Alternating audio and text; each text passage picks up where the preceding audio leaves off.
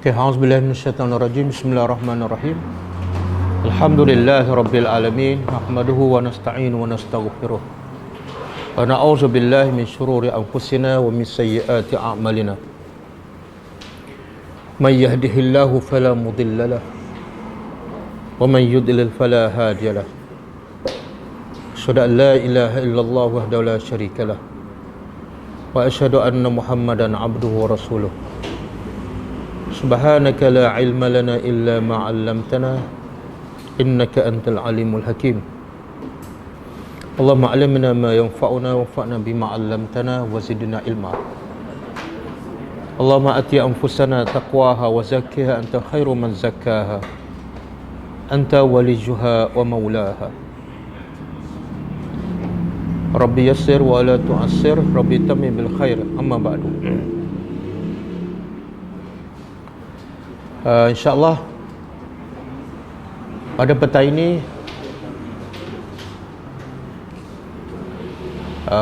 ini kita akan bincang satu tajuk yang sebenarnya sangat penting lah. Mungkin kita biasa dengar, tapi setakat mana kita fahami dan kita hayati dan kita laksanakan dalam kehidupan kita. Tajuknya ialah nikmat Al-Quran. Nikmat Al-Quran dan kerugian besar bagi mereka yang mengabaikannya. Nikmat Al-Quran dan kerugian besar bagi mereka yang mengabaikannya. Okey, nikmat Allah ni banyak kan? Nikmat Allah terlalu banyak. Sehingga Allah kata apa? Wa in ta'uddu nikmatallahi la tuhsuha. Sekiranya kamu nak hitung nikmat Allah, kamu tak akan mampu menghitungnya. Jadi sebenarnya kita dah bersyukur tak terhadap nikmat-nikmat Allah yang banyak tu? Kita telah bersyukur ataupun belum? Sikit-sikit.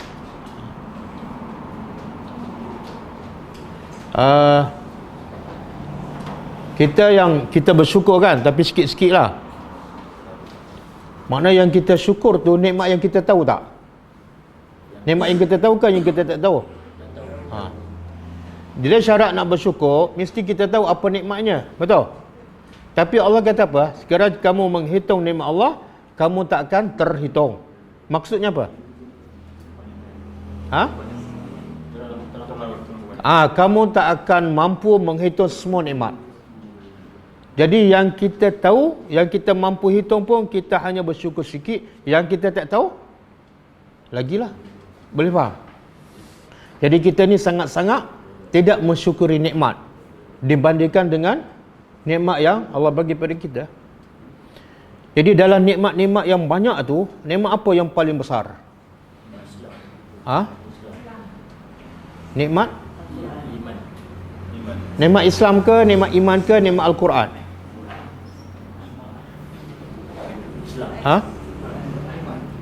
Nikmat? Nikmat Islam ke, nikmat Al-Quran? Beza tak Quran dengan Islam?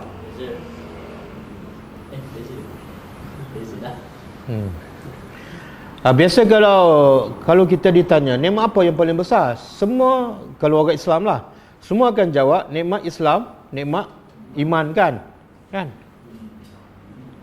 Tapi itu jawapan secara lisan lah.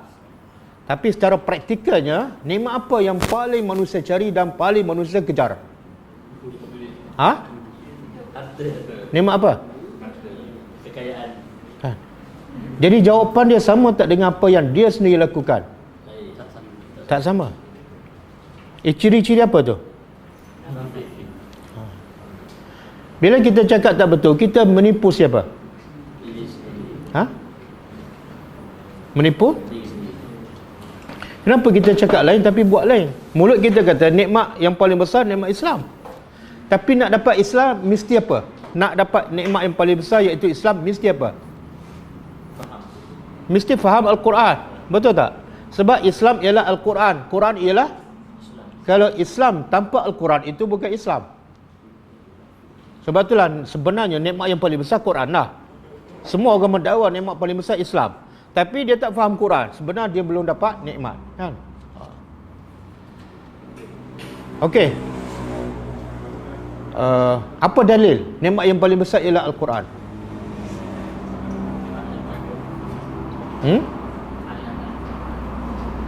Ar-Rahman Ar-Rahman Allamal. Jadi macam mana ayat tu boleh jadi dalil? Quran adalah nikmat yang terbesar. Boleh hurai tak? Kita sesi petani, sesi santai dan boleh kita jemput pelajar ke depan jawab soalan ataupun dia nak huraikan, kan? Dan insya-Allah kita ada sesi kita akan jemput pelajar tadabbur yang paling muda. Saudara Adam, umur 13 tahun. Adam umur berapa? 13. Kita akan jemput adik Adam untuk ke depan huraikan ayat yang dia hafal. Dia juga menghafal, dia juga faham apa yang dia hafal. Jadi kita bagi kebebasan pada dia nak pilih ayat mana, kemudian dia huraikan bagi pengajaran. Supaya apa? Supaya yang lebih tua pada Adam ada rasa sikit termotivasi, kan? Itu strategi apa tu? Nak suruh orang tua datang ke depan. Boleh tak? Tak salahkan strategi tu? Tak salahkan. Okey. Jadi siapa ni? Rafian. Dalil bahawa nikmat paling besar ialah Al-Quran, ialah Ar-Rahman Alam Al-Quran. Boleh tak hurai sikit? Macam mana tu? Surah tu Allah sebut nikmat-nikmat, tapi first kali dia sebut dalam Al-Quran. Okey. Pertama Allah sebut sifat dia apa? Ar-Rahman, kan? Allah tak kata Allah Alam Al-Quran, tapi Allah kata Ar-Rahman. Maknanya sifat Allah yang paling sinonim dengan kita, yang selalu kita sebut, apa dia? Ar-Rahman Ar-Rahim, kan? Bismillahirrahmanirrahim. Sifat yang paling kerap kita sebut, Allah penyayang. Maka Allah nak bagi tahu sayangnya Allah pada hambanya. Apa yang Allah bagi pada hambanya, tanda Allah sangat sayang pada hambanya. Allah cipta kita, betul? Allah bagi rezeki, betul? Allah bagi kita sihat, betul? Allah bagi kita anak isteri, betul? Tapi dalam semua nikmat itu, yang paling menunjukkan rahmat Allah pada kita ialah Al-Quran. Sebab selepas je Allah sebut Ar-Rahman, Allah sebut Allamal Quran, betul? Lepas tu baru Allah sebut cipta manusia. Antara cipta manusia dengan mengajar Quran, Allah sebut mengajar Quran dahulu. Sebab apa? Sebab Allah nak beritahu tujuan aku cipta manusia supaya mereka faham. Kalau tak faham Quran, makna tujuan manusia dicipta dah tidak ada. Okey, satu. Ada contoh lain tak? Contoh lain, Quran adalah nikmat yang paling besar daripada Al-Quran.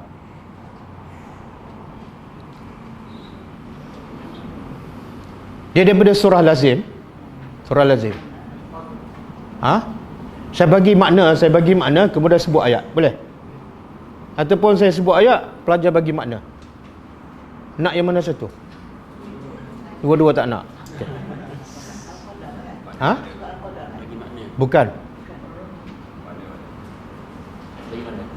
Bagi makna. Okey. Allah kata, apa yang menyebabkan manusia tertipu? Apa yang menyebabkan manusia tertipu sehingga mereka tak beriman dengan Allah? Yang mana ni? Yang Allah itu yang mencipta manusia. Surah apa tu? Apa yang menyebabkan manusia tertipu dengan dunia sehingga manusia tak kenal Allah dan tak sembah Allah, sedangkan Allah tu mencipta dia? Surah apa? Al-Infitar, betul, Rafian. Cuba buka surah Al-Infitar ayat 6.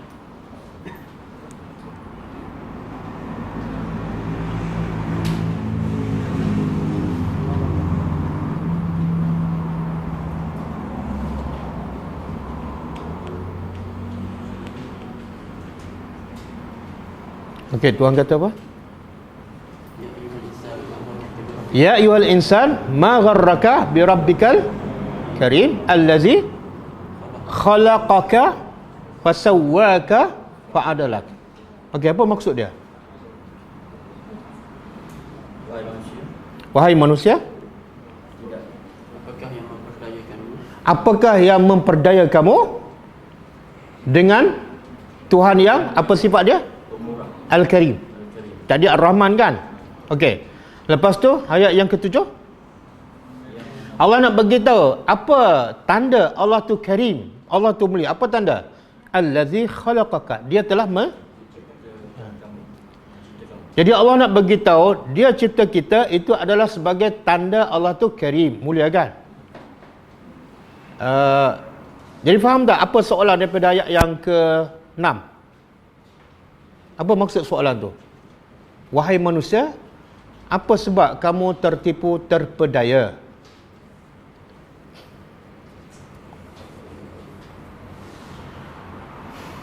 Boleh fikir jawapannya.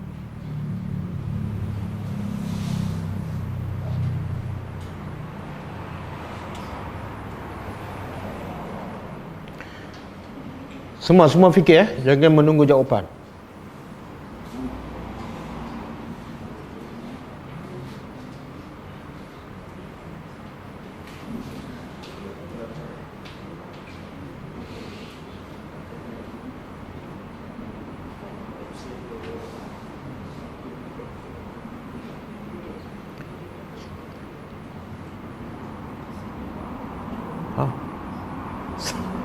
Siapa boleh jawab ni, maksud ayat 6 dan 7.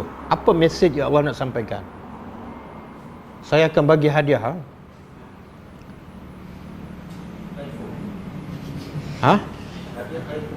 Tak, lebih mahal daripada iPhone. Iaitu Al-Quran.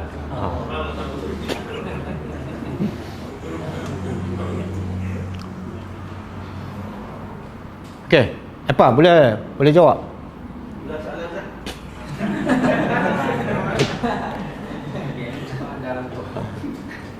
Ini antara maksud soalan ni. Apa yang menyebabkan kamu tergoda sampai kamu tak faham ayat Allah, tapi kamu boleh faham ayat-ayat manusia? Apa sebab ni? Sebab hati dia dah ditutupi hidayah. Sebenarnya jawapan dia ada dalam ayat. Jawapan dia ada dalam ayat. Allah nak tanya, kenapa kamu asyik tertipu dengan dunia sampai kamu lupa pada Allah, lupa nak solat awal, lupa nak berzikir, lupa nak baca Quran? Adakah sebab? Ini jawapan dia. Apa dia? Dia merasai dunia yang dia nampak dan tak dapat. Tak jawab. Jawapan tak habis lagi, dia tanya betul ke tak? Habiskan jawapan. Ustaz jawab, saya jawab. Okey. Siapa nak jawab? Dia gunakan nikmat sehat dia tu bukan untuk ni. Dia Dunia dia nampak. Ada belas sekali. Sekarang faham tak soalan? Faham soalan? Kalau tak faham soalan, tak mungkin jawapan betul. Aku tanya sekali soalan, dia nak cuba jawab. Ulang soalan. Dalam dua ayat ni, ayat 6 dan 7 surah Infitar, Allah tanya manusia. Okey. Apa soalan yang Allah tanya tu? apa yang terpedaya Terpedaya dengan dunia. Allah tak sebut dunia. Makna apa saja yang memperdayakan kamu sehingga kamu lupa pada Allah, kamu tak kenal Allah, apa sajalah, dunia ke, perempuan ke, harta ke, kan? Apa sebab? Faham soalan? Okey, apa jawapannya? Apa sebab?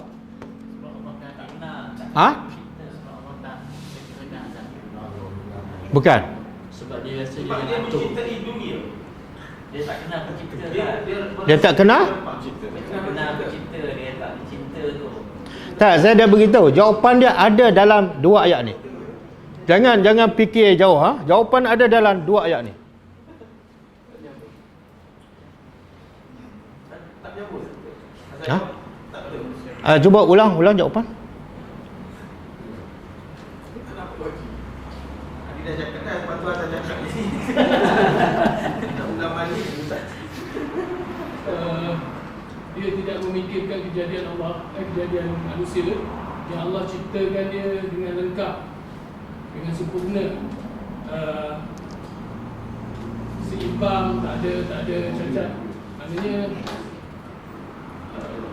sempurna lah kejadian Allah terhadap manusia itu sempurna. Okey, Allah cipta manusia sempurna.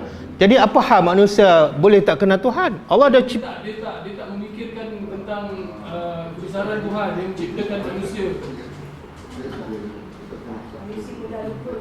Manusia mudah lupa. Sebab tak, jawapan manusia mudah lupa, manusia cinta dunia semua betul. Tapi sebenarnya Allah tanya soalan, Allah bagi jawapan. Dia dalam soal Zariyat ayat 56 Ustaz. Lah saya kata dalam ayat ni tak payah cari ayat surah lain. Apa dia duduk di situ lah. Allah jadikan manusia lagi. Mana manusia dia apa dia? Dia tidak faham kejadian dia diciptakan oleh Allah sebagai hamba. Dia tak faham ciptaan dia sebagai hamba. Ente tak faham jawapan. Apa punya jawapan tu? Tak, jawapan dia ada dalam ayat ni. Jangan pusing jauh. Adam, nak jawab? Okey, cuba. Ha? Tanya akhirat, betul, tak salah. Tapi sebenarnya jawapan lebih tepat ialah apa yang Allah jawab dalam ayat ni. Oh, itu tadabbur tu. Tadabbur. Kerana dia sombong. Ha? Kerana dia sombong. Mana ada sombong dalam dua ayat ni? Ada. Ya, kita tadi sampai apa? Kita suka menjawab Ustaz. Jawab Okey. nak bagi otak kritis. Sebab manusia dia dilahirkan dengan kesempurnaan dan kepada seimbang, jadi tidak appreciate hidup yang dah diberikan. Maksudnya kita memang dah awal hidup tu Allah bagi 100% sihat, seimbang. Jadi kita rasa itu yang Allah bagi, dia rasa yang kita punya. Jadi kita tak dekat dengan Allah kan.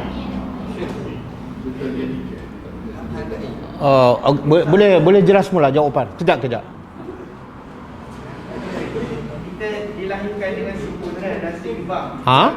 Jadi kita tak rasa itu adalah hak Allah. Kita rasa itu adalah hak kita. Jadi kita tak dekat dengan Allah, kita tak bersyukur apa yang Allah dah bagi. Oh, sebab kita rasa ya Allah cipta kita dengan sempurna, itu hak kita, memang kita patut dapat. Hingga kita besar dan barulah Allah tarik sikit-sikit. Umat tu baru kita ingat ke Allah, yang itu adalah hak dia. Awal-awal tu kita rasa ini adalah hak kita. Sebab tu kita tak dekat dengan Allah awal-awal. Okey, jawapan tak salah. Dia lupa tujuan dia dihidupkan tu. Macam mana? Okey, semula apa?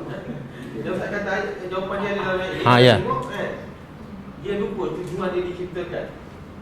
Tapi dia tak sebut dalam ayat ni. Tujuan manusia dicipta ada sebut? Tak ada. Entah tu jawapan dalam surah Zariyat juga tak dalam ayat ni. Allazi khalaqa fasawwa gambar. Oh, tengok Dia kuat Ustaz. Dia lupa. Allah yang memberi kekuatan kepada dia. Tak betul. Semua jawapan yang diberi tak salah. Tapi Allah tanya soalan dan Allah bagi jawapan dalam dua ayat ni.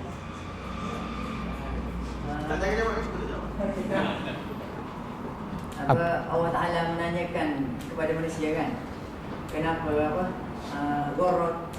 ya ayyuhal insan ma gharruka bi rabbikal karim, kenapa kamu diperdayakan kan. Kalau kita tengok kepada tafsir Ibn Abbas ni, dia mengatakan diperdayakan kerana sehingga kafir, maksudnya sehingga hatta kafarta, kamu kafir, sedangkan Allah Ta'ala ni Al-Karim. Lepas tu dia mengatakan terpedaya ni dengan syaitan. Syaitan kita tahu sifat dia al-khabis. Lepas tu ini wajah lihi zaluman jahulan, dia ni bilang apa jahil dan zalim kan? Itu sebenarnya terjawab apa yang tertahu, bukan jawab berdasarkan ayat ni. Ada sikit je tapi belum. Sebab akhirat bukan tujuan utama. Bukan. Dan tengok Allah kata, kenapa kamu tertipu dengan apa-apa je sehingga kamu tak kenal Tuhan dan tak sembah Tuhan. Allah sebut Tuhan tu apa dia? Allah tak kata Allah. Rabb, pertama Rabb. Apa makna Rabb? Pencipta, pemilik. Kemudian Allah sebut sifat dia apa dah? Al-Karim. Maksud apa tu? Maksud apa? Saya bagi contoh. Kenapa kamu semua ni tak boleh buat baik?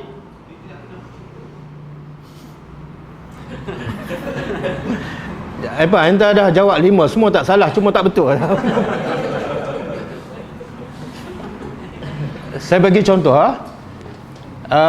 Saya ni orang baik. Saya suka baik-baik pada orang, tapi orang tak hormat saya. Saya pun tanya soalan.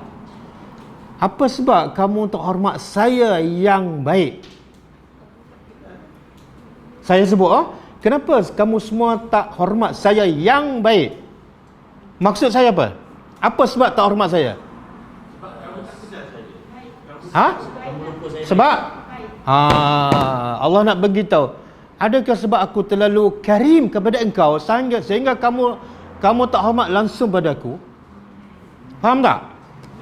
Sebab aku ni karim sangat, sampai kamu tak hormat. Dan karim Allah yang paling besar pada mencipta kamu. Ramai tak orang tak hormat orang sebab orang tu terlalu baik? Ramai tak? Sebenarnya Allah nak beritahu semakin aku mulia pada kamu, semakin kamu baik. Tapi rupa-rupanya terbalik. Semakin aku mulia, semakin kamu tertipu. Tak apa, Tuhan baik, Tuhan pemurah, Tuhan pengampun. Betul tak? Okey. Jadi sekarang Allah guna sifat apa? Bila Allah sebut Allah mencipta, Allah sebut apa? Al-Karim, kan? Tajuk kita Quran nikmat yang paling. Allah cipta kita nikmat, tapi Allah bagi Quran nikmat lagi. Okey. Bukti nikmat Allah bagi Quran lebih besar daripada Allah cipta kita. Allah cipta kita, Allah guna perkataan apa? Tak dalam ayat ini. Sifat apa? Al-Karim. Okey? Al-Karim yang mulia, tapi kalau yang paling mulia Al-Akram, kan? Bila Allah nak begitu dia cipta kita, Allah guna Al-Karim. Tapi bila Allah turunkan Al-Quran, Allah guna perkataan Al-Akram. Faham? Maknanya Allah satu nikmat yang besar Allah cipta kamu, tapi itu adalah Karim. Tapi lagi besar Allah bagi Al-Quran, itu sifat Al-Akram. Lagi mulia Allah ialah Allah menurunkan, Allah bagi Quran pada kamu. Okey, dalam ayat apa yang Allah cerita pasal Al-Quran, kemudian Allah sebut sifat dia Al-Akram? Dalam ayat apa? Ikra apa? Surah? Cuba baca, ada tak? Ikra wa rabbuka al-akram. Bacalah, baca apa? Baca apa? Baca Quran lah. Dengan nama Tuhan engkau yang al-akram, yang paling mulia. Makna Allah guna al-akram, Allah tak guna karim. Karim mulia, akram. Bila Allah guna perkataan karim? Bila mencipta manusia. Bila Allah guna perkataan al-akram? Bila menurunkan Al-Quran. Boleh faham? Jadi nikmat yang paling besar apa dia? Boleh? Itu apa yang Allah sebut. Tapi kita rasa tak nikmat Al-Quran lebih besar daripada nikmat kita dicipta ataupun nikmat kita dapat harta? Kita rasa tak? Rasa ke tak? Tak, ini sesi tadabbur. Bila tadabbur ni termasuk juga sesi muhasabah lah, kan? Allah kata nikmat paling besar Quran, tapi betul tak kita rasa Quran nikmat paling besar dalam hidup kita? Betul tak? Tak. Waktu banyak kita habis masa nak jaga kesihatan ke nak jaga hati? Kesihatan. Banyak kita habiskan masa nak cari duit ataupun nak cari hidayat. Jadi realiti kehidupan kita, Quran bukan nikmat paling besar. Betul? Betul. Bukan. Kita kerja bukan kerana Quran, kita berkahwin bukan kerana Quran, kita makan bukan kerana Quran. Tapi Nabi dan para sahabat bercakap kerana Quran, berkahwin kerana Quran, berhijrah kerana Quran, kena maki pun sebab menyampaikan Al-Quran. Betul? Kita orang tak suka pada kita sebab apa? Kita sampai Quran pada mereka. Ada? Ada tak orang tak suka pada kita? Sebab apa? Sebab kita sampai Al-Quran? Bukan. Okey. Jadi saya nak muhasabah pertama untuk diri saya lah. Biar kita betul-betul rasa Quran ni satu nikmat yang paling besar. Kalau aku tak baca, satu kerugian yang paling besar. Dan kalau aku tak tadabbur, satu kecelakaan yang paling besar. Musibah yang paling besar musibah ialah bila tak tadabbur dan tak beramal dengan Quran. Kita kena rasa sampai tahap tu. Okey, sebab tu Quran nikmat yang paling besar. Diturun oleh siapa? Allah. Melalui siapa? Rasul yang terbaik. Betul?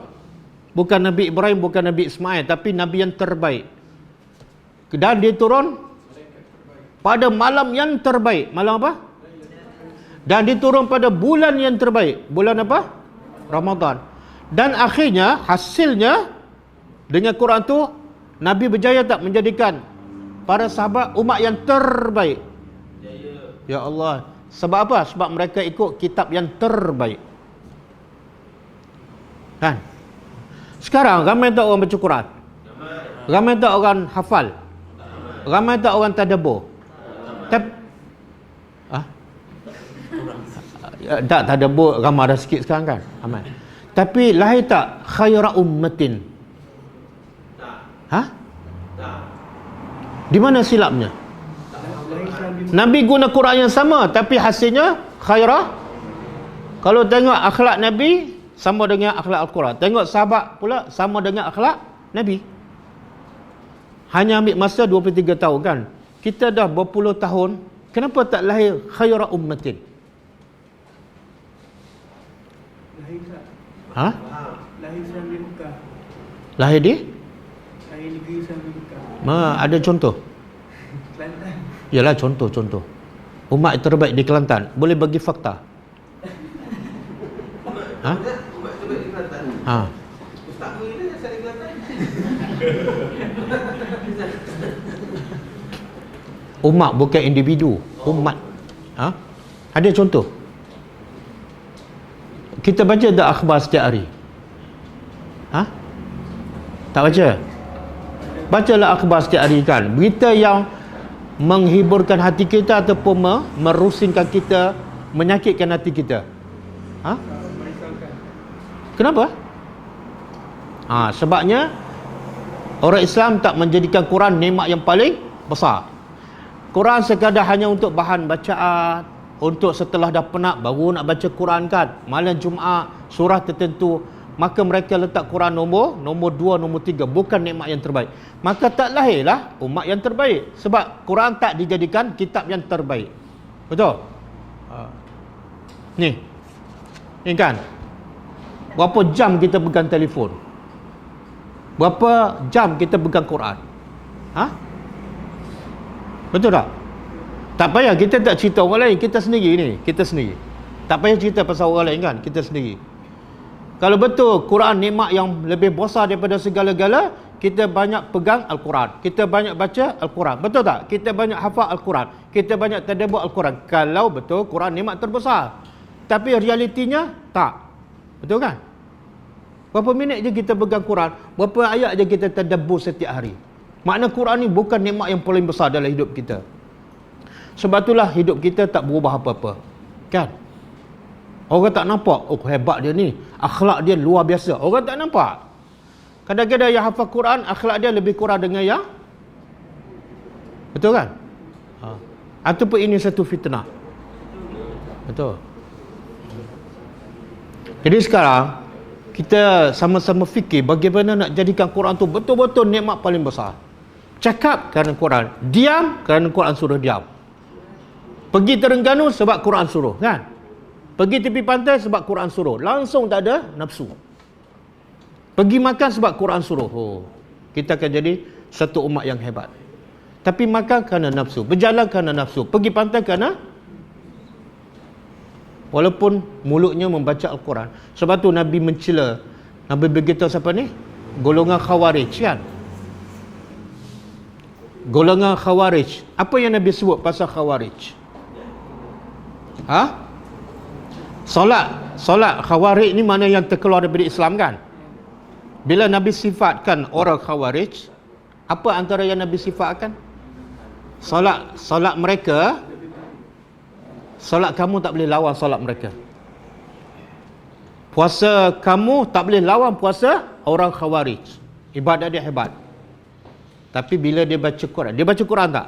Baca. Tapi sampai ke Al-Qur'an. Solat, puasa, tapi keluar daripada Islam. Sebab dia baca, bukan tak baca Quran, tapi Quran hanya sampai ke sini. Maksud apa? Tak difahami, tak dihayati. Tengok. Jadi jangan kita berbangga dengan baca Quran, dengan solat, dengan puasa. Sebab Khawarij ibadatnya lebih hebat daripada kita. Tapi Nabi kata terkeluar daripada Islam. Okey. Boleh? Ada soalan? Tarannum macam mana, Ustaz? Tarannum. Dia semua ni kalau kita sebut ni mungkin bunyi macam kasar lah, kan? Dia semua perancangan di belakang tabir. Yang saya sebut bila tadi ke? Perancangan di belakang tabir. Apa dia? Perancangan siapa ni? Di belakang tabir makna tak nampak lah. Siapa? Yahudi nampak. Syaitan lah, kan? Perancangan syaitan supaya apa? Orang kita jangan fokus pada ajaran Al-Quran. Maka dia buat apa? Apa kata orang kafir yang Allah rakam dalam Al-Quran? Orang kafir kata apa? Jangan dengar Al-Quran. Maksudnya jangan dengar dan faham. Sifu mereka siapa? Syaitan. Kalau ada juga orang nak dengar, pastikan mereka tak fokus, kan? Buat bising, ataupun fokus pada tajwid saja, ataupun fokus pada tarannum, fokus pada khatam. Sebenarnya itu perancangan siapa? Syaitan, kan? Dan orang kafir kata apa? Dengan cara itu sahaja kamu akan sentiasa menang, kan? Orang kafir boleh mengatasi orang Islam. Sekarang, kan, di mana-mana orang kafir mengatasi, betul tak? Apa rahsia mereka?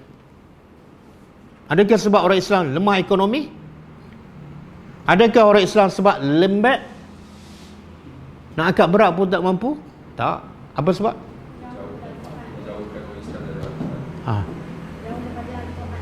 Sebab tu orang kafir ni relax aja. Dia tak payah berperang dengan orang Islam. Dia gunakan apa? Walghaw, larakan. Salah satu alat lara ni apa ni? Ni. Ya, betul.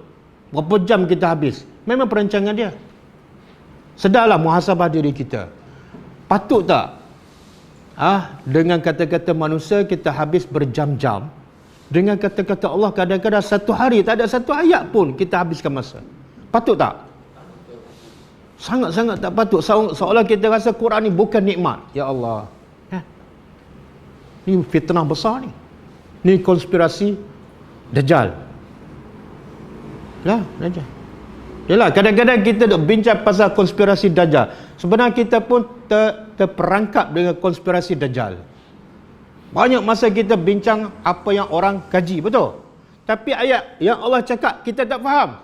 Perangkap tak? Perangkap.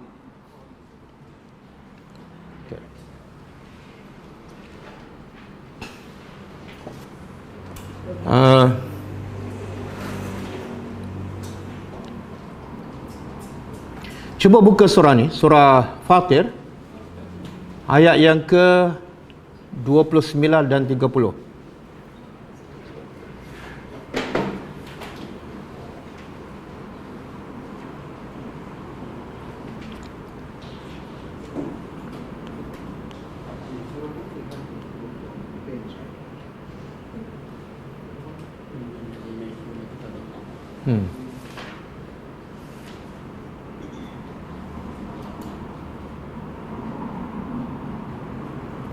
Okey, tengok. Cuba tengok. Innal lazina, sesungguhnya orang-orang yang membaca kitab Allah. Di sini membaca maksud apa tu? Pastilah baca dan faham dan amalkan. Jadi Allah nak puji. Siapa ni? Yang baca kitab Allah. Kemudian wa aqamu as-salat. Soalan, baca kitab Allah dengan solat, mana lebih penting? Dua-dua penting kan? Tapi mana lebih penting? Solat kan? Tapi Allah sebut yang mana dulu? Baca kitab Allah. Tak lain tu. Baca kitab Allah dan mereka mendirikan solat. Apa dia? Baru? Jadi mana yang lebih penting? Tadabbur Al-Quran ke solat? Tadabbur. Betul? Tapi sekarang ramai orang solat ke ramai orang tadabbur? Ramai orang tak ikut tertib. Sebab itulah solat mereka tak memberi kesan, sebab solat mereka bukan berdasarkan kefahaman Al-Quran. Kalau mereka solat berdasarkan kefahaman Al-Quran, akan berlaku perubahan. Boleh faham? Sebab apa? Allah kata apa dalam Quran tentang solat? Inna salata tanha anil fahsya'i. Sesungguhnya solat yang betul, kesannya apa? Mencegah kemungkaran. Siapa cakap tak? Quran kan? Orang ni dia solat, dia tak faham Quran. Lepas solat dia buat mungkar. Bercanggah tak dengan ayat Quran? Bercanggah. Kenapa berlaku macam tu? Solat tapi buat mungkar. Sebab dia tak ikut proses. Proses patutnya kenapa dulu? Tadabbur Al-Quran. Akhirnya lepas solat buat mungkar, lepas solat buka aurat, lepas solat cakap bohong. Akhirnya Allah kata fawailun. Dia tak baca juga ayat tu. Jadi dia rasa solat dia macam okey je. Ramai pelajar kata, "Ustaz, takkanlah solat masuk neraka?" Solat ni bukan karaoke, solat takkan masuk neraka. Dia ingat saya yang cakap. Dia baca tak ayat fawailul musallin? Baca, dia hafal pun. Tapi dia tak faham. Jadi dia rasa bila solat mesti masuk. Dia tak. Sebab tu Allah kata baca Quran dulu solat. Sebab apa? Bila solat mesti mencegah kemungkaran. Macam mana kamu akan cegah kemungkaran kalau kamu tak tahu apa itu kemungkaran? Kemungkaran kita nak tahu dari mana? Dari mana kita nak tahu benda tu mungkar ataupun ma'ruf? Quran. Boleh faham? Sebab tu proses kena tadabbur, kena baca Quran, barulah solat. Lepas tu apa dia? Infak.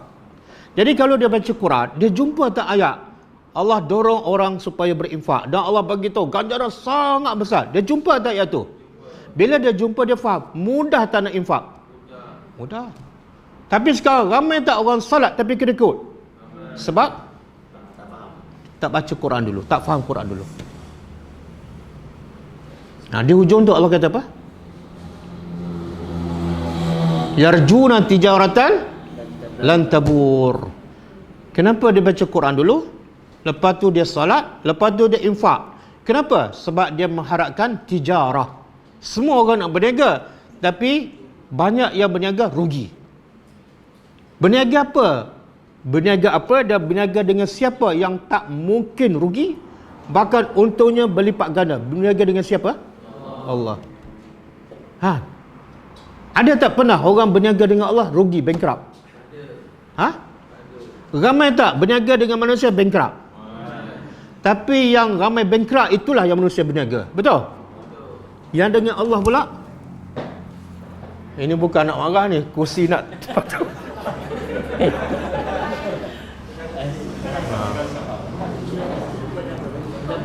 Kalau dah boleh tak?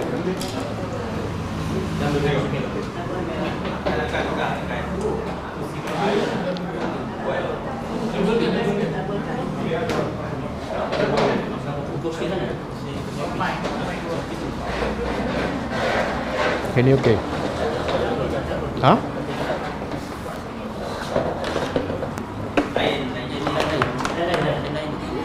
Okey.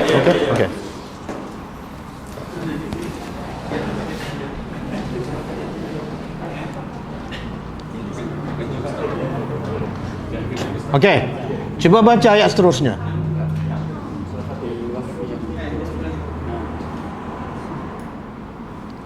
Cuba baca ayat seterusnya. Allah kata apa? Orang yang baca Quran dan tadabbur lah. Kemudian lepas tu dia solat. Lepas tu dia infak.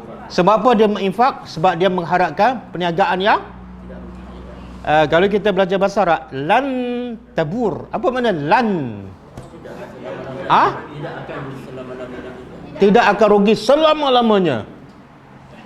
Kemudian Allah beritahu apa balasan ni? Berniaga dengan Allah.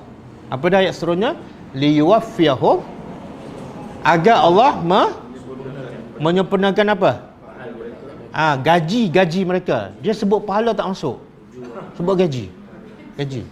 Kan? Pahala tak nampak. Supaya Allah menyempurnakan gaji-gaji mereka. Dan apa lagi?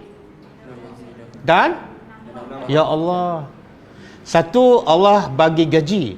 Bila Allah bagi gaji, sama tak dengan manusia bagi gaji? Kenapa lain? Kita nak tahu gaji tu hebat, besar ataupun tak hebat, tengok apa? Tengok siapa beri. Kan? Kita kalau syarikat jual kacang goreng dengan syarikat buat kapal terbang, kita nak kerja syarikat mana? Kapal terbang kan? Pandai kita memilih kan? Okey, antara syarikat jual kapal terbang dengan syarikat Allah, nak kerja syarikat mana?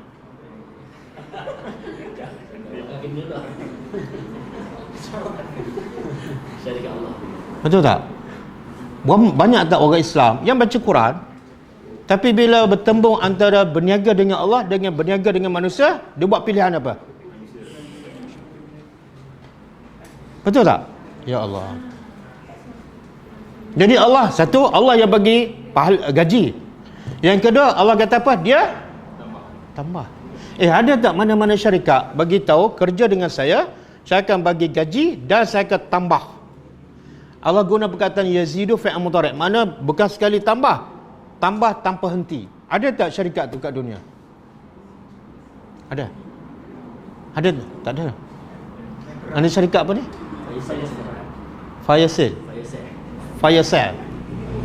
Kalau syarikat ni tawarkan, siapa nak bekerja kat sini, kita akan bagi gaji yang lumayan dan kita akan tambah dari semasa ke semasa. Agak-agak ramai tak datang.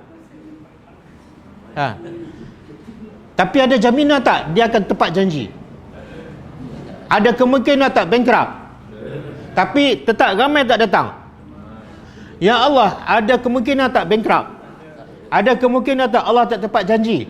Tapi ramai tak pergi berniaga dengan Allah?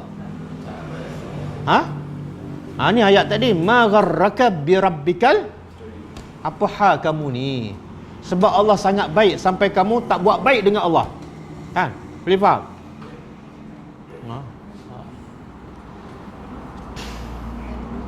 Okey.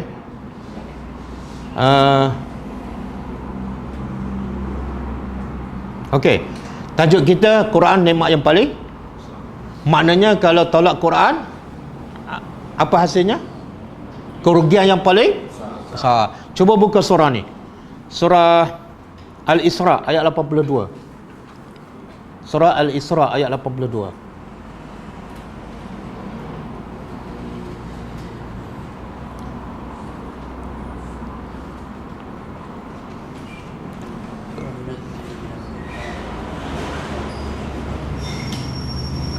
Wa nunazzilu minal Quran ma huwa shifaa'un wa rahmah. Apa maksud dia? Kami turunkan. Anda kena faham bahasa. Kalau nunazzilu makna kami turun beransur-ansur. Kena faham tu. Kenapa Allah turunkan Al-Quran beransur-ansur? Mesti ada tujuan kan? Kita tahu tak? Kitab-kitab sebelum Al-Quran, Taurat ke Injil, Allah turun sekaligus. Tahu kan? Tahu kan? Apa kelebihan Al-Quran? Allah tak turun sekaligus. Sehingga orang musyrikin Mekah tanya, kenapa Quran tak turun sekaligus macam kitab-kitab dahulu? Apa rahsianya? Ha? Apa sebab? Sebab Quran diturunkan untuk manusia faham dan amal. Dan Allah tahu. Manusia kalau suruh berubah semua sekali secara total, manusia takkan mampu. Contohlah, orang Arab Mekah dengan Arak, dia tak boleh dipisahkan. Arak ni macam air sejuk kan? Dia dah ketagih dah. Kita biasa minum air sejuk, dia biasa minum arak. Jadi kalau turun ayat sekali 30 juzuk terus mengharamkan arak, apa jadi orang Mekah? Tengok rahmat Allah. Allah turunkan Quran beransur-ansur. Mula-mula Allah kata arak ni ada faedah. Tapi mudarat lagi besar. Satu proses. Sebab Quran turun untuk mengubah, bukan untuk dibaca. Proses kedua apa dia? Bila kamu solat, jangan, bila kamu mabuk jangan, mana arak masih halal dan boleh minum, cuma jangan minum sebelum solat. Sebab minum sebelum solat, kamu tak faham apa yang kamu baca. Kalau nak minum juga selepas solat. Sebenarnya Allah nak haram tu, tapi ambil masa.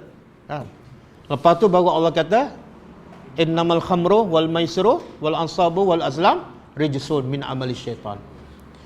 Jadi Allah turun Quran secara jelas nak mengubah cara manusia berfikir, akhlak dan kehidupan kan. Lepas tu Allah kata apa? Hasilnya Quran tu menjadi apa? Bila diturun beransur-ansur, tujuannya ma huwa syifaun, sebagai penawar. Sekarang kita ada penyakit tak? Kita ni ada penyakit tak? Penyakit apa? Penyakit? Yalah, penyakit hati itu umum. Spesifiknya apa dia? Banyak, sebut satu je.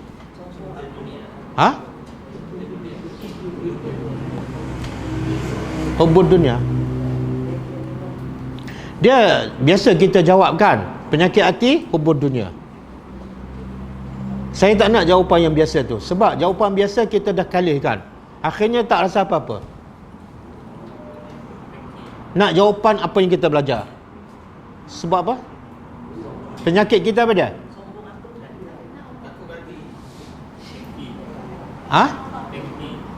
Tak. Apa dia? Soalan saya berkaitan dengan tajuk kita bincang. Kita ada penyakit yang bahaya. Penyakit apa? Atas sikit. Kenapa tak belajar? Kenapa tak faham? Sebab tak cinta. Penyakit paling bahaya tak cinta Quran. Bila tak cinta, dia tak nak baca. Kalau baca pun tak nak faham. Boleh faham? Jadi jangan bagi alasan cinta dunia. Itu dah lapuk dah. Jawapan baru apa dah? Penyakit kita ialah tak cinta Al-Quran. Bukti apa? Betul. Bahkan sahabat banyak kata-kata salafus salih. Penyakit paling bahaya ialah bila kita disebutkan dengan dunia sampai kita lupa Al-Quran. Itu penyakit paling bahaya. Mana boleh kita lupa kata-kata Allah kan? Sebab hanya kerana cari dunia. Dunia tu siapa pemiliknya? Dunia siapa pemilik? Jadi logiknya kalau nak cari dunia, cari apa? Cari pencipta. Melalui apa dia? Jadi kalau kita cari pemilik dunia melalui Al-Quran, agak-agak dapat tak dunia? Apa bukti kita dapat? Kalau kita dah dapat teka orang kaya kan, orang kaya dah percaya pada kita, agak-agak kita dapat tak harta dia? Mesti dapat lah. Tapi kalau kita duduk dekat dengan harta dia, mungkin dapat sikit je, dia tak akan bagi semua. Sebab kita tak cinta pada dia, betul? Jadi kalau betul kita nak dunia, orang beriman cari pemilik dunia. Berapa ramai yang kejar dunia, tinggal pemilik dunia kan? Kadang-kadang Quran tak sempat baca pun tak faham, baca pun tak rasa lazat. Nabi Abu Bakar, Nabi dan Abu Bakar bila baca Quran mesti menangis.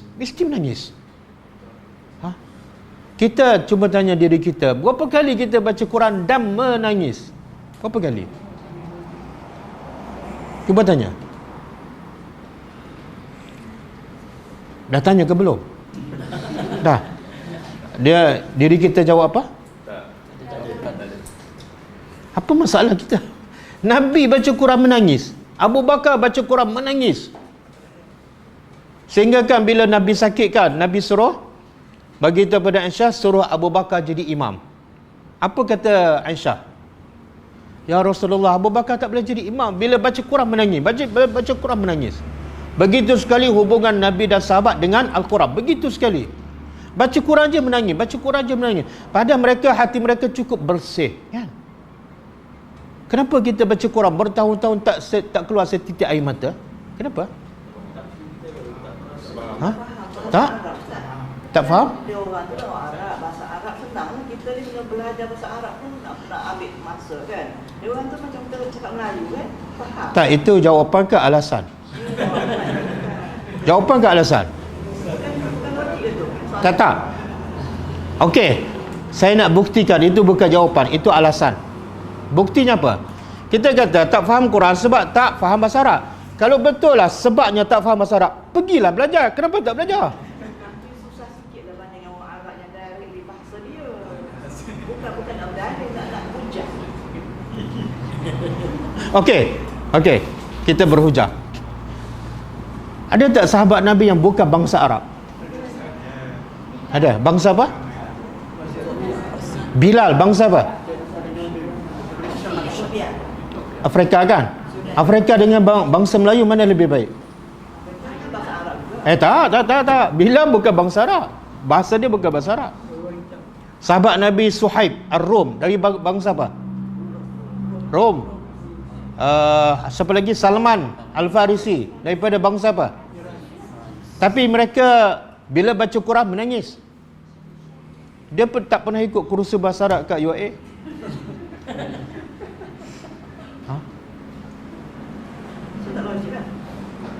Tak, bukan jawapan alasan. Bukan saya nak bagi tahu pada kak. Semua yang bagi jawapan lebih kurang sama. Sebenarnya itu alasan dia tak nak. Orang kalau nak, ada hadis Melayu kan. Kalau nak 1000, oh, boleh hafal. Kalau tak nak 1000, berapa ramai orang Melayu yang zero bahasa Arab akhirnya boleh baca Quran. Baca Quran menangis. Ramai tak orang Melayu? Dia bangsa Melayu. Bahkan ada bangsa Cina yang baru masuk Islam, bila baca Quran menangis. Ramai tak? Takkanlah kita lemah daripada bangsa Cina. Contohnya Ustaz Fazrul kan? Ha? Ustaz Fazrul tu yang main Quran time tu kan? Main Quran time tu. Ya. Ustaz Fazrul tu dia tu adalah chemical engineering. Saya dengar si Aila kan? Okay. Kemudian ada satu ayat surah Al-Baqarah lah. Masa serangan serangan Bismillah. Tu serangan Twin Tower. tu kan? Tu lepas tu datang tiga orang orang Yahudi lah. Dia bawa Al-Quran. Dia kata ini ayat 3 ayat ni dia kata mengatakan bahawa orang Islam ni pengganas. Boleh senang-senang bunuh orang kafir. Tapi dia terasa, dia kata dia cakap sendiri ni, saya dengar lah dalam TV lah. Dia kata kita jawab. Dia baca ayat Quran tu memang terjemahan betul, maknanya dia tak faham kan. Betul. Mengatakan bahawa orang Islam ni zalim, boleh bunuh orang kafir. Dia kata aku ingin belajar dan sini aku ingin cari apa sebenarnya. Aku ingin mencari jawapan dari sini. Maknanya dia selama ni tak faham bahasa Arab, tak faham Al-Quran. Dia kata so dia mencari. So sekarang dia menjadi seorang yang boleh mentara Al-Quran. Itu saya memang ingin nak jumpa dia. Saya kata Allah jumpa dia. Saya datang ke Terengganu bulan lepas. Tanya dia macam mana sejarah dia belajar Al-Quran, macam mana dia belajar bahasa Arab. Sama juga saya ingin nak jumpa Ustaz. Okey. Maknanya dia daripada chemical engineering, dia belajar Amerika. Tapi boleh belajar. Yelah. Dia satu lagi bukti bahawa kita tak nak dan kita banyak beralasan ke buktinya. Bila kita nak dunia, walaupun susah akhirnya kita dapat tak? Kan? Daripada tak ada rumah ada rumah kan? Daripada tak ada kereta ada kereta. Daripada kerja jawatan besar kan? Semua dapat sebab apa? Sebab kita tak beralasan. Kita yakin kita dapat, kita berusaha. Tapi dalam bab bahasa Arab ataupun dalam bab tadabbur Al-Quran, Kita daripada awal lagi kita bagi alasan. Aku tak boleh. Mindset aku tak boleh. Penghalang besar untuk kita faham Al-Quran. Sebenarnya saya nak beritahu, nak tadabbur Al-Quran tak perlu faham bahasa Arab. Tak perlu. Tak perlu belajar bahasa Arab. Bahkan kadang-kadang yang belajar bahasa Arab pun tak faham Al-Quran. Betul? Abu Jahal bangsa Arab tak? Bangsa Arab tak? Adakah bahasa Arab dia tu menjadikan dia tadabbur Al-Quran? Tak. Ramai yang belajar tadabbur dengan saya boleh jamin 90% tak erti bahasa Arab. Tapi mereka boleh faham tak Quran? Boleh. Menunjukkan nak faham Al-Quran bukan mesti faham bahasa Arab. Tapi dia perlu belajar daripada orang yang faham bahasa Arab. Boleh? Boleh tak? Okey. Jadi sambung ayat tadi. Allah kata apa? Wa nunazzilu minal Quran ma huwa syifa. Ayat ni biasa kita dengar. Allah nak berkata apa? Quran tu syifa.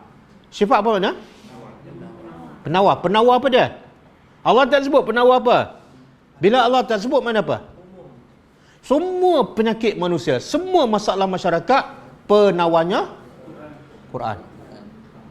Tapi betul tak? Bila ada masalah kita cari Quran. Makna apa tu? Kita sendiri pun tak percaya pada. Bila tak percaya pada Quran, mana ada kehendak nak faham? Betul? Kita sebenarnya tak percaya Quran tu boleh menyembuhkan semua masalah. Ada masalah, cari orang. Ada masalah, cari doktor. Ada masalah, cari pakar sekretari kan? Ada masalah, cari duit. Sebenarnya kita tak yakin pada Al-Quran. Yang kedua, syifa'un wa rahmat. Kita tahu tak nilai rahmat bagi hidup orang Islam? Quran adalah syifa. Selesai semua masalah kalau kamu jadi Quran sebagai rujukan. Yang kedua, Quran akan bagi rahmat kepada kamu. Saya nak tahu berapa nilai rahmat ni, berapa juta?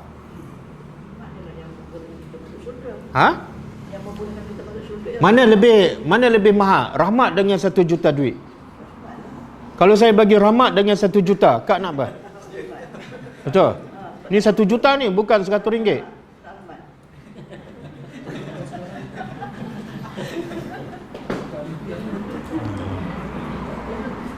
Sebab itulah kita tahu kisah Ashabul Kahfi kan.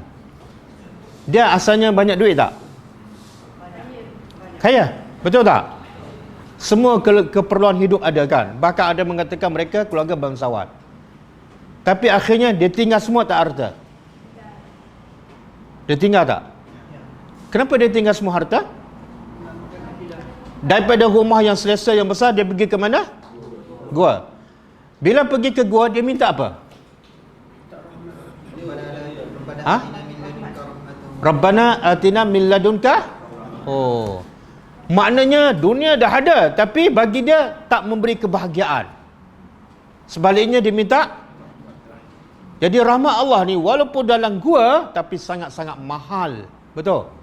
Dengan rahmat dia jadi orang beriman. Dengan rahmat dia umur panjang. Betul? Orang kita kalau nak umur panjang buat apa? Jaga kesihatan kan? Macam-macam harba. Berapa kali kena tipu kan? Beribu-ribu habis duit. Kononnya nak jaga kesihatan supaya sebenarnya orang nak jaga kesihatan nak umur panjang lah tu. Betul tak? Jangan berbelit-belit Saya nak jaga kesihatan sebab tak, sebenarnya kamu nak umur panjang. Kalau nak umur panjang bukan dengan herba, bukan dengan tongkat ali, tapi dengan rahmat Allah. Saya nak tanya yang biasa ambil apa? Syakli.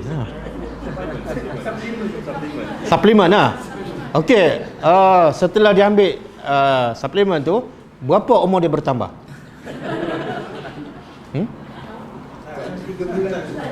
Buat tak tahu pula. Kan dah habis.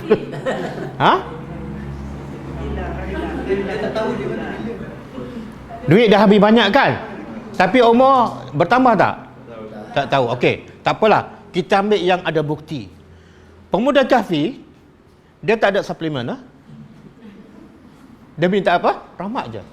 Ada bukti tak umur dia bertambah? Berapa tahun? 309. Kenapa tak percaya? Kenapa ambil suplemen lagi?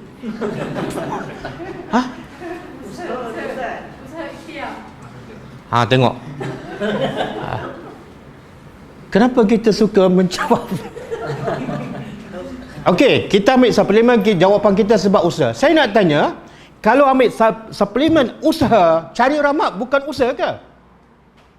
Cari rahmat bukan usaha ke? Jawablah. Kenapa bila ambil suplemen kita kata ini usaha, Tuhan suruh usaha. Ya Allah, Tuhan suruh kita cari rahmat dah lama dah.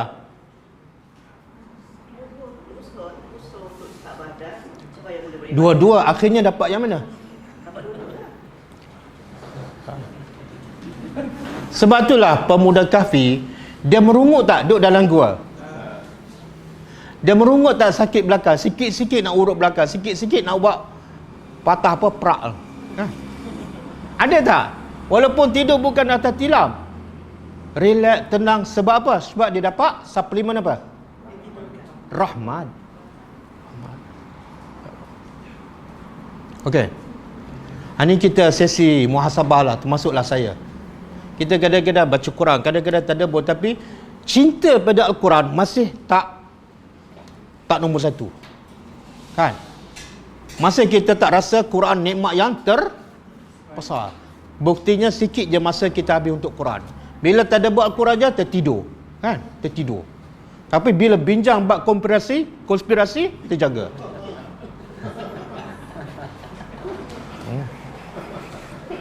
Bila bincang kajian manusia, segar 1 jam 2 jam. Bila cakap bab Quran setengah jam, lembek. Ada masalah tak? Sangat besar masalahnya. Okey? Okey, untuk penutup, boleh Adam? Boleh? Tak apa, jangan tekuk.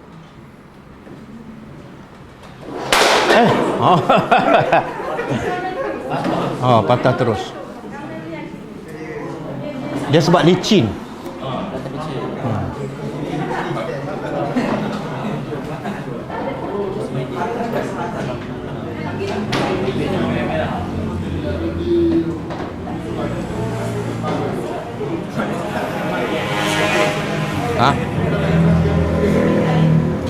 Ambil kursi buat 2.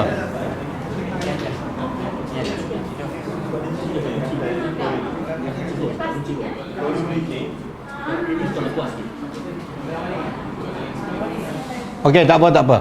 Bertenang. Kursi patah, bukan kaki yang patah. Okey? Boleh? Belum lagi? Okey. Tak apa. Berapa minit lagi, Adam? Berapa minit lagi?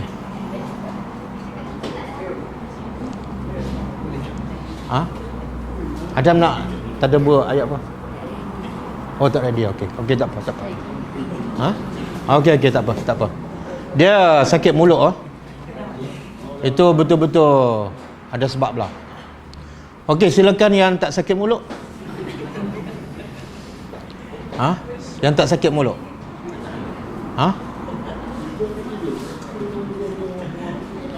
Siapa nak ke depan? Bagi sikit.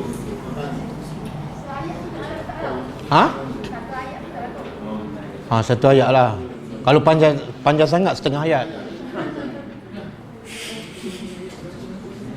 Siapa nak?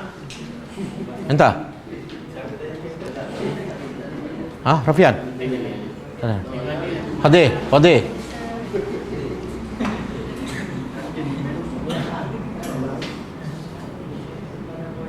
Okey. Tak ada?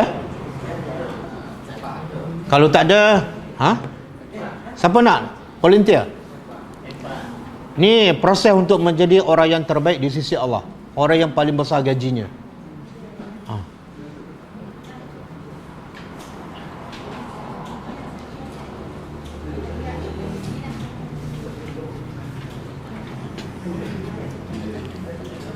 Imam?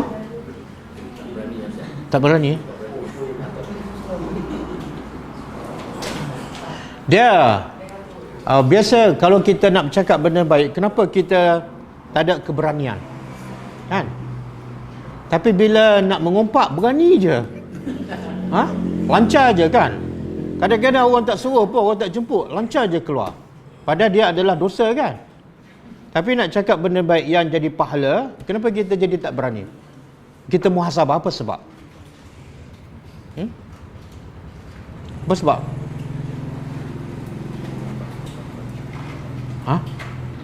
Tak payahlah, tak payah bagi tazkirah lah, jawab soalan je. Apa sebab? Bila nak buat kebaikan, kita macam-macam alasan, macam-macam halangan. Tapi bila nak buat benda yang memang Allah tak suka pun, kadang-kadang terang-terang dosa, lancar je. Tanpa disuruh, tanpa dijemput, panjang pula tu 1 jam. Wadi masalah. Masalah wadi, hati kotor. Dah lama tahu masalah tu? Dah lama dah?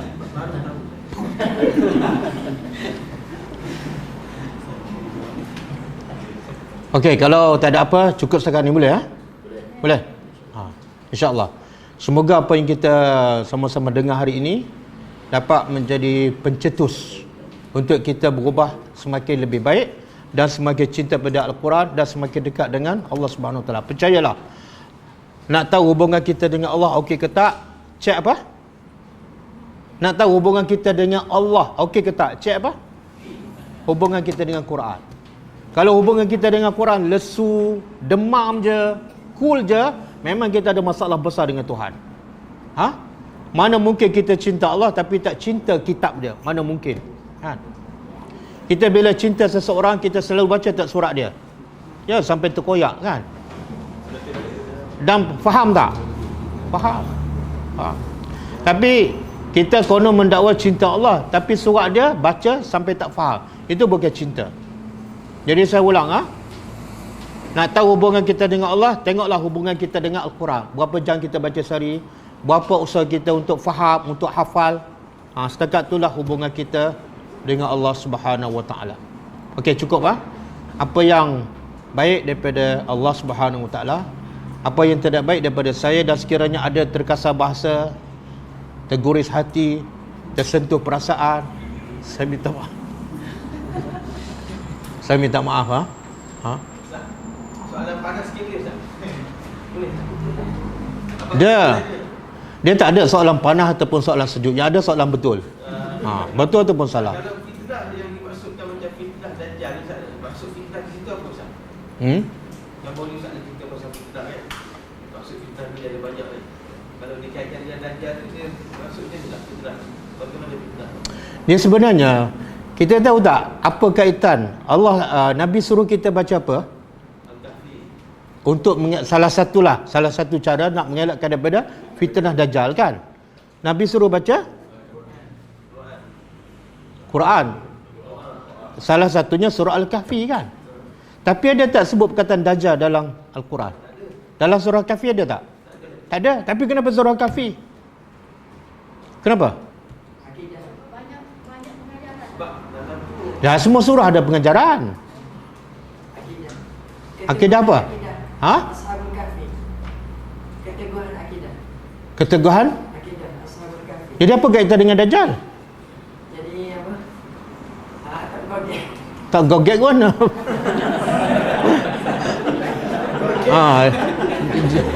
Dia jawapan tu gogek tu. Apa dia gogek?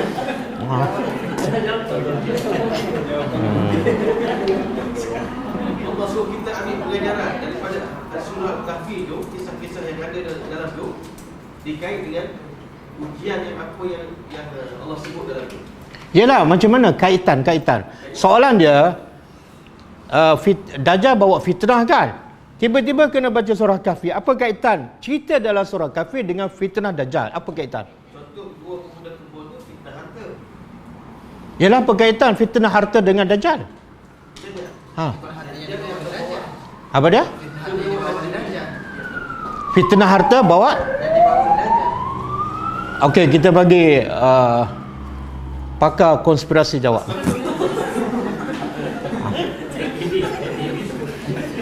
Okey, semula. Anda tanya Ustaz tu, Ustaz jawab. Ya, entah ke pakar Dajjal. Pertanyaan apa pula? Ana apa? Ana tak ada buat Al-Quran, bukan tak ada buat Dajjal. Ya, soalan tu pasal fitnah. Anda tak tahu tanya Ustaz tu. Macam mana kita duk bincang pasal konspirasi Yahudi tentang Dajjal, tapi kita tak tahu kenapa kena baca surah Kahfi? Macam mana? Tak jawab kan? Dah kantoi kan? Kantoi ha?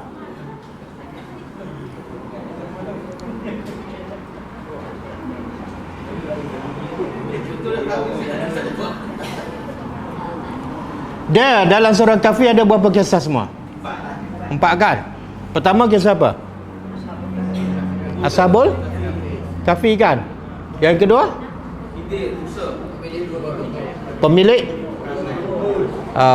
2 kebun dengan sahabat dia yang beriman lah, miskin beriman. Yang ketiga? Kisah Musa dan Khidir. Yang keempat? Okey. Yang apa ni? Pemuda Kahfi ni. Apa kaitan dengan Dajjal? Ha? Yalah, kaitan dengan Dajjal apa dia? Dajjal salah satu tujuan dia nak rosakkan akidah. Jadi kalau nak berdepan dengan Dajjal, kena buat apa?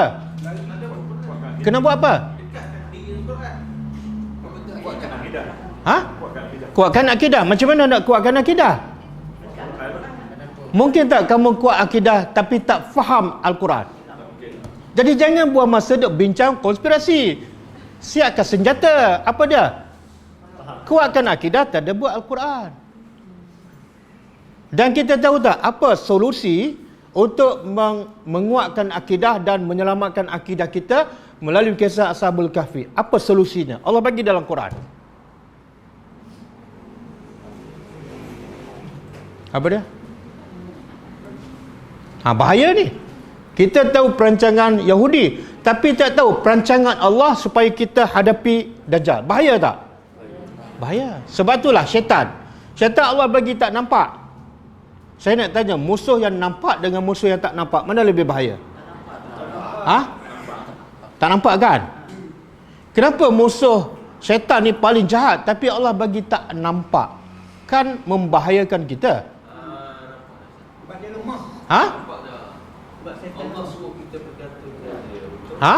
Allah suruh kita ni bergantung dengan dia untuk lawan musuh yang kita tak nampak. Sebab Allah yang jadikan syaitan. Boleh. Allah bagi syaitan tak nampak. Sebab Allah nak bagi tahu musuh tak penting kamu nampak. Yang penting apa dah? Kamu tahu cara dia menipu. Banyak tak Allah sebut cara syaitan menipu dalam Quran? Jadi mana lebih selamat? Kita kena musuh tapi tak tahu cara dia menipu, dengan kita tak kena musuh tapi kita tahu cara dia menipu. Yang mana lebih selamat? Subhanallah. Mana lebih selamat? Kita tahu pasal Dajjal tapi tak tahu cara dia menipu, dengan kita tak tahu cerita Dajjal, tak tahu tapi tahu cara dia menipu. Mana lebih baik? Subhanallah.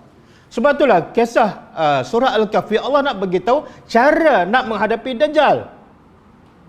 Cerita Dajjal, perancangan dia tak penting. Yang penting kita faham cara nak menghadapi.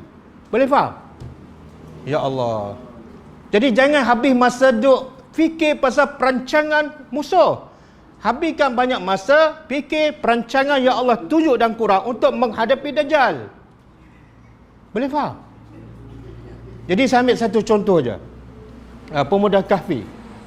Apa solusi yang Allah bagi untuk menjaga akidah kita supaya selamat? Apa solusinya?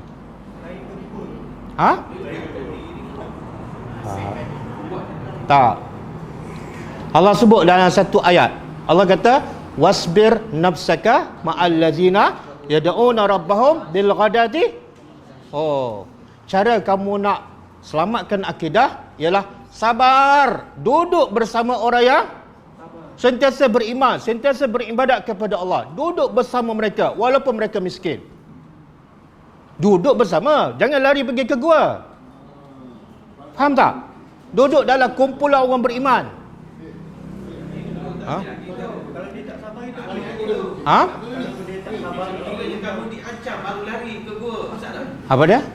pemuda tu kan dia diancam oleh pemerintah. Ya, pemuda tu diancam oleh pemerintah untuk dibunuhkan.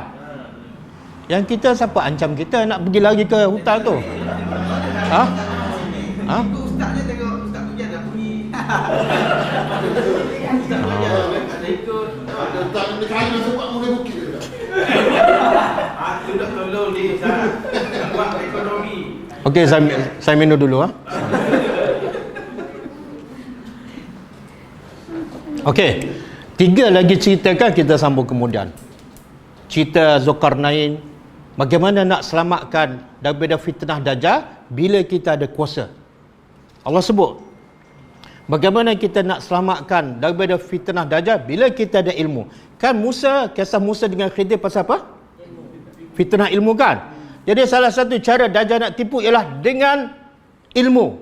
Kadang-kadang kita ada sibuk dengan ilmu yang perancangan, kita pun akhirnya tertipu sampai kita tak bagi masa dengan tadabbur Al-Quran. Itu perancangan Dajjal tu. Kita rasa kita dah hebat, semua benda tahu, Quran tak tahu.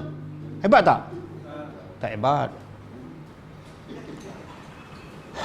Sekejap Ustaz soalan ni. Okey. Cara nak hadapi fitnah Dajjal melalui ilmu. Apa cara dia? Allah sebut dalam kisah Musa. Sabar, belajar. Tak, sabar yang pasal fitnah agama. Ha? Belajar dengan orang yang ada ilmu. Poin dia apa dia? Macam mana Musa seorang Nabi pergi belajar dengan orang bawah pada dia? Cara nak hadapi fitnah ilmu daripada Dajjal ialah sentiasa merendah diri, jangan sombong. Sentiasa makna apa? Bila rendah diri, kita sentiasa rasa tak pandai. Bila tak pandai, kita nak belajar. Jangan berhenti belajar. Bila berhenti belajar, perangkap Dajjal. Berapa ramai yang bincang pasal Dajjal sampai tak belajar? Betul? Dah masuk perangkap dah. Sebab itulah Musa walaupun tinggi, Nabi pergi belajar lagi tak? Berapa ramai yang sibuk perancangan tapi dia tak tadabbur Al-Quran. Siapa kamu? Musa, Nabi pun pergi belajar. Boleh faham?